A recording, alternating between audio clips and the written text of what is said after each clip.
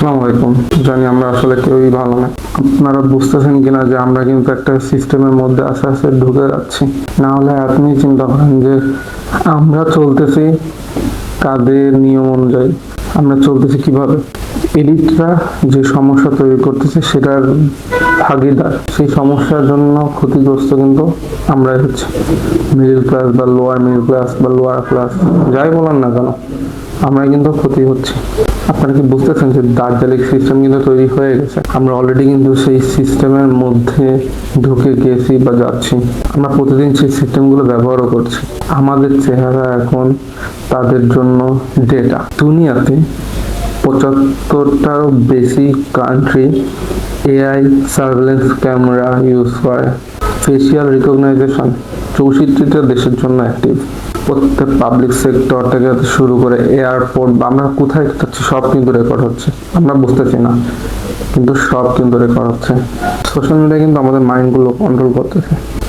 কেউ যখন আমাদের চিন্তাকে কন্ট্রোল করতে পারবে, এটা তাদের জন্য সবচেয়ে বড় পাওয়া, যে আমাদের চিন্তাকে কন্ট্রোল করা, আমরা কোথায় কি যাব না কি করব ওদের মতো করে করা। এই জন্য দেখেন ইসলামের যা যা হারাম সেগুলো কিন্তু অলরেডি নর্মালাইজ হয়ে গেছে। কারণ এগুলো আমাদের চোখের সামনে বারবার এত দেখানো হচ্ছে, সোশ্যাল মিডিয়াতে এত দেখানো হচ্ছে যে আমাদের কাছে এগুলো নর্মালাইজ। আমাদের মধ্যে রাগ, ভয়, ক্ষোভ পুশ করা হচ্ছে। আমরা অন্যদের থেকে জেলাস ফিল করতেছি, ওর এটা আছে আমার নেই কেন, হ্যাঁ ও এটা কিনছে আমার কেন নেই, হ্যাঁ ওর অমুক ফোন আছে, ওর তমুক ড্রেস আছে, ওর তমুক ব্র্যান্ডেড ড্রেস আছে। এভাবে আমরা কিন্তু আমাদের মাইন্ডটাকে ডাইভার্ট করতেছি আমাদের উদ্দেশ্য থেকে। আল্লাহ যে উদ্দেশ্য পাঠিয়েছিল আমাদের, আমরা কিন্তু সেখান থেকে এভাবেই সরে গিয়েছি। আমাদের যেটা ভাবা দরকার আমরা সেটা না ভেবে আমরা এসব ফালতু জিনিস নিয়ে আমরা চিন্তা ভাবনা করতেছি। কারণ তারা জানে যে ইমোশনালি এক্সস্টেড একটা মানুষ কখনো তার হক নিয়ে কথা বলবে না। সে ইমোশনালি যেটা পাচ্ছে না সে সেটা নিয়ে কথা বলবে, কিন্তু সে প্র্যাকটিক্যাল চিন্তা করবে না। এটা কিন্তু এলিটরা যারা কন্ট্রোল করার চেষ্টা করে, কন্ট্রোল করে সিস্টেমকে, তারা কিন্তু এই বিষয়টা জানে। এবার ডিজিটাল কারেন্সি নিয়ে শুনুন। যখন আমাদের হাতে ক্যাশ শেষ হবে তখন কিন্তু আমাদের স্বাধীনতা শেষ হবে। আপনার হাতে ক্যাশ না থাকা মানে আপনি অন্যের দাসত্ব হয়ে যাবে। আপনার নিজের কাছে নিজের কোনো মতামতের প্রায়োরিটি না থাকে। আপনি জাস্ট একটা জিনিস চিন্তা করেন, আপনার হাতে টাকা নেই, আপনি বাইরে বেরিয়ে গেছেন, আপনি খাবেন কি? হয়তো পথে বসে কোথাও যদি কেউ খেতে চায় আপনাকে, আপনি সেটা খেতে পারবেন। সেটাও আপনার ইচ্ছাতে না, তার ইচ্ছাতে যে আপনি কি খাবেন। সো আপনার স্বাধীনতাটা কিন্তু শেষ। ঠিক এইভাবে তারা আমাদের ক্যাশলেস করবে, অলরেডি করতেছে। ক্যাশলেস সোসাইটি অলরেডি কিন্তু প্রতিটা হয়ে গিয়েছে, আমরাও এটার সাথে ইউজ টু হয়ে গিয়েছি। ডিজিটাল কারেন্সি মানে প্রত্যেকটা ট্রানজেকশন ট্র্যাকড হচ্ছে। আপনি আপনার ইচ্ছা অনুযায়ী আপনার টাকা ইউজ করতে পারবেন না। ব্যাংক যদি আপনার অ্যাকাউন্ট ব্লক করে দেয় বা আপনাকে টাকা তুলতে না দেয়, আপনি কিন্তু টাকা তুলতে পারবেন না। জিনিসটা কিন্তু এখনই অনেকে ফেস করতেছে যে ব্যাংকে যাচ্ছে সে টাকা তুলতে পারছে না। এই জন্য কিন্তু ব্যাংকের উপর থেকে কিন্তু অনেকের বিশ্বাস আস্তে আস্তে হারিয়ে যাচ্ছে।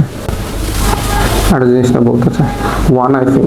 আপনি প্রায় ম্যাক্সিমাম লোগোতে দেখবেন যে এক চোখের সিম্বল আছে। আপনি রাস্তা দিয়ে হেঁটে হচ্ছেন, আপনি আশেপাশে একটু যদি তাকান, ইন্টারন্যাশনাল যে লোগোগুলো বা জাতিসংঘ থেকে শুরু করে আরো বিভিন্ন লোগোতে এক চোখ আছে। এগুলো কি ইত্তেফাক নাকি এগুলো ইশারা? এখন আমরা বুঝি না। এখন এগুলো আমাদের চোখের সামনে বারবার দেখিয়ে দেখিয়ে আমাদের নর্মালাইজ করা হচ্ছে সব জায়গাতে। ওই একই ধরনের সিম্বল কেন? কোশ্চেনটা আপনি নিজেকে করতে পারেন। আপনি একটু ঘাটাঘাটি করলে আপনিও সত্যতা জানতে পারবেন। হাদিসের সাথে এখনকার সময় কানেকশন আপনি কোথায় পান? আমি আপনাকে দেখিয়ে দিচ্ছি। আমাদের মহান 1400 বছর আগে বলে গিয়েছিলেন দাজ্জালের সাথেই হবে ফিতনাই আজিম। মানে সব জায়গায় আপনার কনফিউশন থাকবে, আপনি সবখানে কনফিউজ থাকবেন।